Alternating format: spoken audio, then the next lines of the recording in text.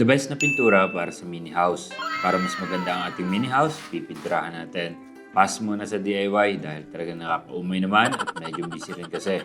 Kayang-kaya na ng professional para kahit maliit na ang bahay natin, mas mukha siyang maluwag at maliwalas.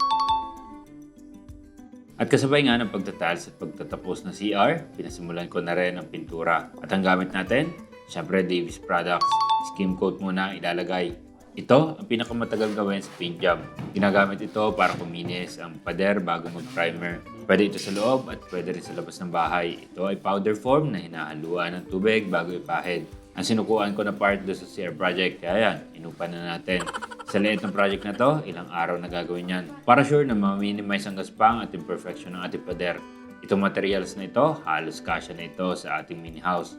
Siguro kukulangan lang ng konti ang skim coat, pero ang pintura, sobra-sobra na. Ganun palang mag-skim coat. Ang pag-skim coat kasi namin dati ay timba namin tinitimpla. Tapos maykos-maykos na doon na napakarami. Kaya kami ay pressured na ipahid lahat. Pwede naman pala unti-unti lamang. Pero kahit ganan ang gamit ni Sir, paleta lang, napakabilis niyan mag-skim coat. After lang araw ng pag-skim coat, nililiha ito para mapantay palalo ang pader. After niyan, ay ginamitan niya ng Davis Pondo UC1 Flat White. Ito ang primer natin. Actually, kung walang budget para sa top coat, pwede na rin yan. 2-in-1 na yan eh. Primer and top coat in 1. So kung white din naman ang trip mo, huwag mo na munang patungan pa. Basic lang naman gamitin yan. 100% acrylic flat latex paint na super maputi, super makatawan, at takip agad ang wall mo sa isang pahid lang. Pwede rin yan sa interior at exterior wall. Ito na nga, final top coat, Davis Mega Acryl MCS. At ang kulay na napili ni Jay, MCS 0109 Wind Whisper. 100% acrylic latex paint na hindi maamoy.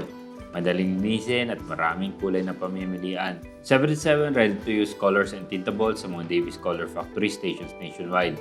Meron din silang Mondo Wool Putty. Sa ngayon, hindi pa natin need ito kasi nga may skim coat tayo. Pero magagamit natin yan sa ating mga woodwork soon. Kasi ako ang gagawa ng mga cabinets and tables sa kusina, sa kwarto at sa sala as needed. Pero maganda rin ito kasi ready-to-use na ito na pwede rin sa concrete at plasters bukod pa sa wood nga. Kaya madali at mabilis gamitin, lalo na kung minor repairs din lang. Like meron kang lumang pinagtornilyohan na gustong i-repair, ayun, perfect yan. At ang top coat na, ang ganda na kinalabasan, at least maganda. Pero napakatipid ng pintura kapag tama talagang preparation, kaya ang dami pang natira.